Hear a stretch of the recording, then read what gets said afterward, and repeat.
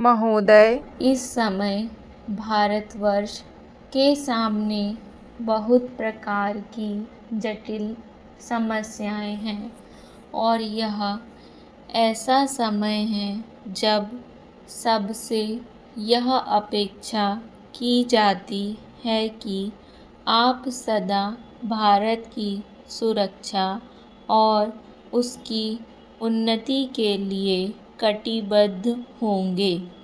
आपको मालूम ही है कि जब से यह प्रश्न हमारे सामने आया है कि भाषा के आधार पर देश के विभिन्न भागों का पुनर्गठन किया जाए, तब से देश में बहुत प्रकार के आंदोलन उठ खड़े हुए हैं।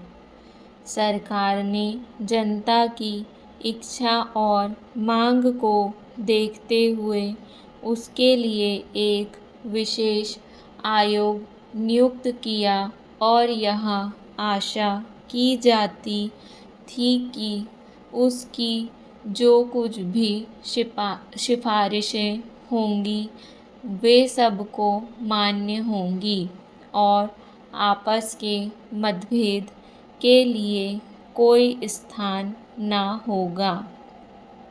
इस संबंध में सरकार ने जो भी निर्णय किए उनमें से अधिकांश निर्णय सर्वसम्मति से ही हुए हैं, परंतु दुख की बात है कि एक दो स्थानों पर मतभेदों ने एक ऐसा रूप ले लिया जो देश के लिए वांछनीय नहीं हो सकता। दुर्भाग्यवश आपका यह क्षेत्र भी उन क्षेत्रों में से एक है। मुझे इस बात की बहुत प्रसन्नता है कि आपने भारत सरकार के साथ सदा सहयोग करने और उसे हर प्रकार से उसके निर्णय को मानकर देश के सुगठित प्रशासन में हाथ बटाने का विश्वास दिलाया है। जब किसी देश के सामने बड़े बड़े प्रश्न उपस्थित होते हैं तो उनमें से कुछ बातों पर मतभेद हो जाना स्वाभाविक ही है। इस युग में जब हम सब काम जनता की सम्मति से करना चाहते हैं और हमारी सरकार भी जनता की बनाई हुई है, तब यदि कहीं मतभेद हो जाए तो उसमें उतावलापन करने की कोई गुंजाइश नहीं रहती, क्योंकि विरोध प्रदर्शन करने के लिए आपके पास पर्याप्त समय है। परंतु एक चीज़ जो हम सबको भली भांति जान लेनी चाहिए और जिसके संबंध में किसी प्रकार के मतभेद की गुंजाइश नहीं होनी चाहिए, वह यह है कि चाहे सारे मतभेद कितने ही अधिक क्यों ना हों, उनको सुलझाने का एक ही उपाय है और वह उपाय यह है कि इस संबंध में निर्णय आपस में बातचीत करके तथा एक दूसरे को समझा बुझाकर किए जाएं, डंडे और पत्थरों से नहीं। हमने अंग्रेजों के विरुद्ध भी, जिन्होंने इस देश को 200 वर्षों तक अपने अधीन रखा, डंडे और पत्थर उठाना गलत समझा और नहीं उठाया। महोदय, तो क्या आपस के छोटे मोटे झगड़ों के लिए हम डंडे और पत्थरों का उपयोग करेंगे और एक दूसरे की भावना, उनकी प्रसन्नता और उनके विचारों का ध्यान नहीं रखेंगे?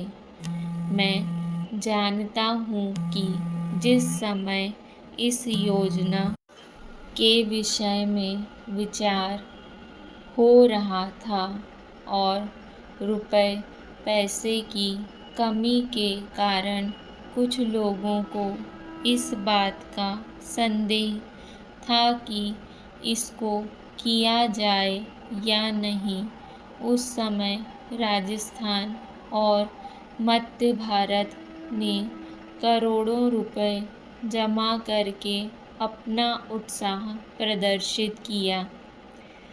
इससे लोगों में केवल उत्साह को ही प्रोत्साहन प्राप्त नहीं हुआ, बल्कि उनमें सहयोग की भावना का भी विकास हुआ, क्योंकि इतना बड़ा काम यदि ऐसी भावना पर नहीं तो और किस भरोसे पर हाथ में लिया जा सकता था।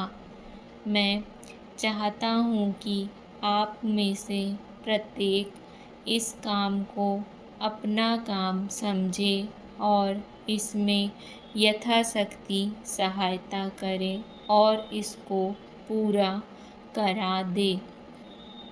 कल मैंने सुना और मुझे यह देखकर प्रसन्नता भी हुई है कि आप लोगों ने यहाँ पर किसी एक ही स्थान से नहीं, बल्कि सारे भारतवर्ष से आदमियों को बुलाया है और वे आकर काम कर रहे हैं।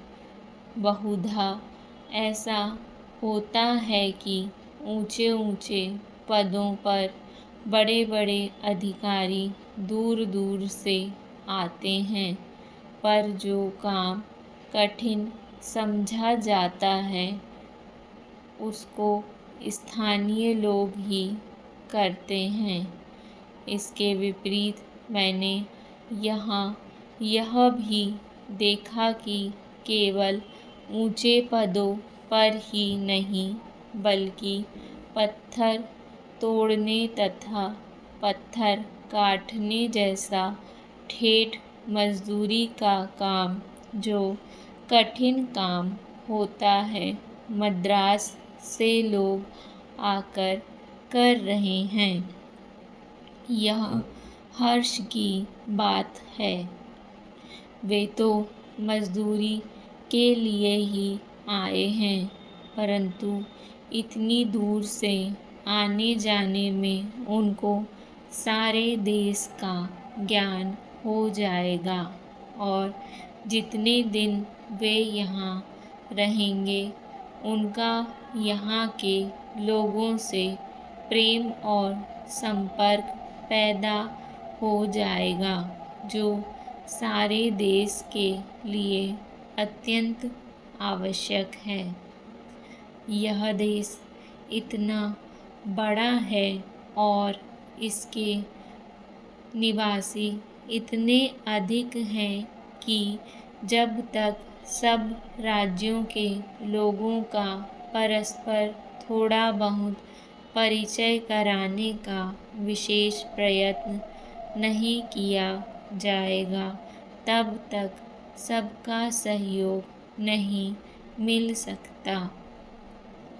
हमारे पूर्वजों ने इस सारे देश को सदा ही एक माना और इसलिए जब शंकराचार्य जी ने दिग्विजय की तो उन्होंने हिंदुस्तान के चारों कोनों में 4 मठ स्थापित किए। प्रत्येक स्त्री पुरुष के लिए चारों मठ का दर्शन करने का महात्म्य है। डिक्टेशन पसंद आए तो वीडियो को लाइक और चैनल को सब्सक्राइब ज़रूर कर लें। धन्यवाद।